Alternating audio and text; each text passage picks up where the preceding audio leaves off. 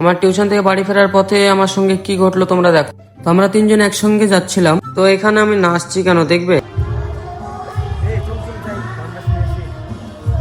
তো তোমরা দেখতে পেলে আমি কিসের জন্য নাচছিলাম, এবং আমার বন্ধু বললো যে চলো দেখে আসি। তো কি হচ্ছে তার জন্য দেখতে যাচ্ছিলাম আমরা তিন বন্ধু মিলে একসঙ্গে। তো আমরা এখন সেই জায়গাটায় যাব এবং দেখবো যে কি হচ্ছে সেই জায়গাটায় এবং কিসের জন্য এখন গান হচ্ছে এখন এখানে। তো আমরা সেখানে চলে এসেছি এবং দেখতে পাচ্ছ যে কত বড় প্যান্ডেল হয়েছে এবং ভালোই এখানে মানুষজন এসছে।